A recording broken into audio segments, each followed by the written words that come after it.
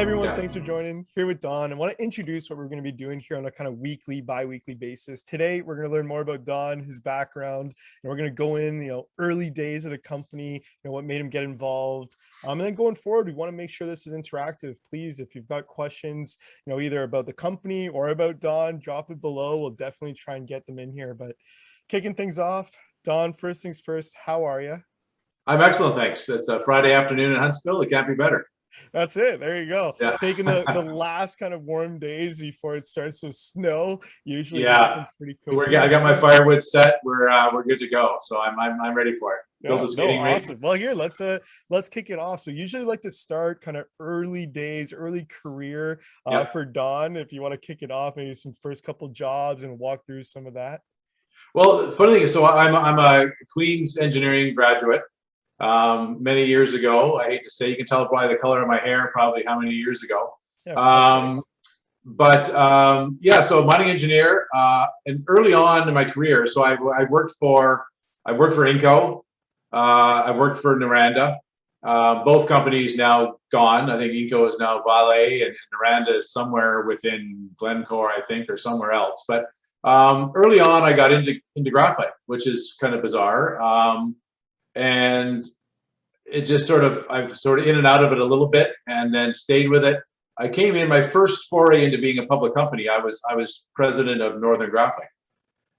So we put together a feasibility study and getting into detail engineering for a plant there, and that's when I first started working on battery graphite and realizing that was 2011, 2012, that the coming wave was going to be batteries for graphite.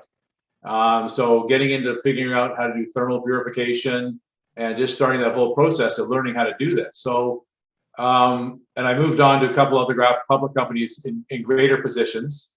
My last position before Ceylon Graphite was I was CEO of Alabama Graphite, and I came out with the very first mine to battery PEA. So, which within that I had to piece together the entire process, secondary process to process graphite for batteries. And I've often said that the world doesn't need more graphite, it needs more processed graphite for batteries. That involves purification, sizing, shaping, coating for batteries. So I was off doing a private entity, which I'm actually still involved with, but I was asked to join the board of Ceylon Graphite. And with my background, I was highly qualified to do exactly what I'm doing now. The CEO of Ceylon wanted to retire, and I said, okay, I'll step up and I'll take the reins and move on with it. So with my background, there was no learning curve. I stepped right in, and now I'm looking to build this into what everyone has said this can be. And in my analysis of things, this can be a pretty exciting Let's company. unpack something for a second here. Okay, sure. Like 2011, I mean, doesn't feel like that long, 10 years. Yeah. Yeah. Now it looks easy with Tesla and all these things around. Oh yeah. Yeah. Batteries everywhere. But tell me a little bit, what was the, hey, definitely we're going to be seeing kind of batteries and energy storage as kind of, the next evolution. Like, just, was there anything that went into like, this is why I believe this, I want to put, I want to double down in this part of the industry? Yeah. Funny thing is as I've said recently, I used to be an expert in a field that didn't need experts yet. So I've sort of grown into that, where I saw it coming, and I don't claim to be any kind of visionary or anything like that. But I gradually, as I moved from company to company, I kept this coming along to the point where we continued to progress the process. So back at Northern, it was, let's work on thermal purification, because we didn't want to do what the Chinese were doing at the time with acids to purify the graphite. And then I moved on. I was COO and president of Focus Graphite, and we kept moving on to building batteries, moving on with that, to the point where I continued to grow this knowledge base of how to process, and continued on to where I took over as chief executive officer of Alabama Graphite. And at this point, I realized that, okay, there's no point in just doing what every other junior graphite miner has done and put out a PEA based on a resource, and we're going to mine graphite and self-flake graphite, and it's worth so much, large, medium, and fine graphite. That's nonsense. It doesn't work anymore. So I realized that to make this the value in graphite now is secondary processing. So the margin, especially if you look at, for example, in retrospect right now with Ceylon Graphite, if you're just to sell vein graphite from the ground, sell it, and that's how it's done right now, you get $1,800, $2,000 a ton, and your mining cost is maybe $200 a ton, which is pretty good. But there's not a huge market for it. But if you go to 50,000 a ton, 50,000 tons, and your mining costs and secondary processing costs, because there's no primary processing for vein graphite. All the flake graphite mines have to build a $100 million processing plant. That's probably cheap to take their graphite from 3% in the ground to 3%, 5%, 10% to 95 carbon, which is where you start the next process. We're already there. So we may be small scale underground, but it's basically a solid graphite. So with that, we move right to the battery side of things. So we take it. So the model now, since I took over, it's not selling vein graphite, it's mined to battery. So we take this vein graphite, and we're about to announce the results of our battery test, batteries made with our vein graphite. And the theoretical limit for vein graphite is higher than flake graphite, so it will be better. We still need flake graphite, but we're going to need millions of tons of graphite for batteries before 2030. So we need lots of graphite. We need 20 to 30 companies doing this, but the knowledge that we have within Ceylon Graphite, because of me and actually because of our 2 PhDs in Doctor's Bomb in the UK, we've done this before. So we don't have a learning curve of how to actually process this material into batteries. So we're about to announce Ceylon's graphite, Sri Lankan graphite in batteries. And what that does, that opens the door for us, for all of the OEMs we're talking with right now, to see what we can do. And then our only task beyond that is to show that we can do this in tens of thousands of tons, which is quite doable. I just returned from Sri Lanka, and I might say travel in the time of COVID is not fun.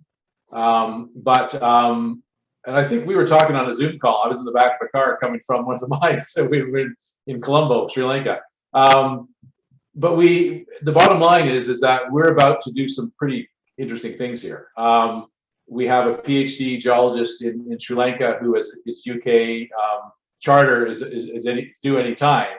So we can now validate historic resources that we haven't been able to talk about till now. So the future coming from Ceylon is that Ceylon Graphite in Sri Lanka is that we've got the battery materials which the world needs, and secondly, we're going to have several 100,000 tons or more within 2 properties of vein graphite. Yeah. No, awesome. We'll do a deep dive into the properties, into the company here shortly. Yeah. I gotta ask. So you start with Ceylon, on the board.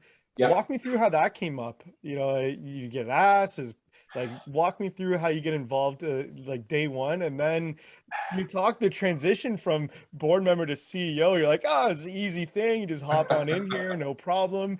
Yeah. So I'll have to chat about that a little bit too. But talk me through how you joined the board.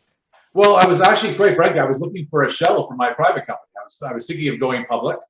And I have to say, getting back into the public space was not something I was excited to do. I was quite happy to leave it and be private and do what I had to do and continue to work on processing, which ultimately is going to benefit what I've done in my absence for the public markets to benefit what Ceylon can do. Is that it just again, with that, there was some synergies. One of the shareholders reached out to me and said, between what I'm doing privately and what they're doing, there may be some synergies. And I said, sure, I'll look at. They had a board member leaving. They needed somebody. I said, sure, I'll join the board. And can you help me find a shell for my private company to go public? So I ended up not going public with that. We stayed private, and that was just pre-COVID. So that was kind of a messy time anyway to do anything. But yeah, so that was the case. And my background was that I was already, fully qualified to be CEO of the company with my background. So it was a matter of just, having my input And I gradually, I knew there would be, because of my background, there would be a certain amount of, call it mission creep, where I do more and more, not just be an independent director, but I know enough technically that I couldn't keep my mouth shut on some things, and I have some input.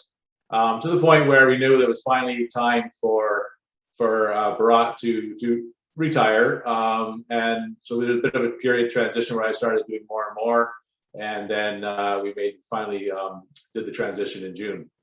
Yeah. To have him fully resign. So he's happier on the golf course, and I'm back in the public realm of things here. So, which is, I have to say, it's fun, and quite frankly, I'm quite excited with what the potential is for this year. So, I may have done some things differently if I was earlier on, but what I'm doing is I'm building on what Bharat left, the bones of what is here, and it's very good. And I must say, just coming back from Sri Lanka, and we made some changes in Sri Lanka. We changed out sort of our management structure within Sri Lanka, but and we've made it better. So one of our major shareholders is also a director of Ceylon, is now the CEO of Sarkon, which is our sub company in Sri Lanka.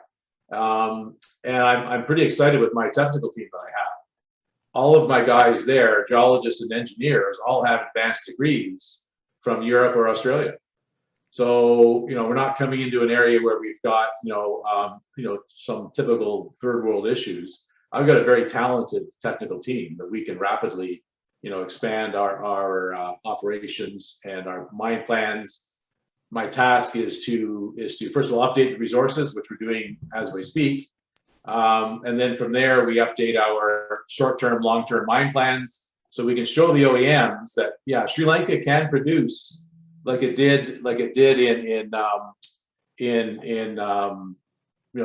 1940s, that it can produce hundreds of thousands of tons of graphite, and that's the task at hand, and it's a pretty good challenge. And I can bring in some North American operational situations, scale it down for vein mining in Sri Lanka, and actually and reach some goals that I think that I'm quite confident we can reach, to 50,000 tons of graphite. So.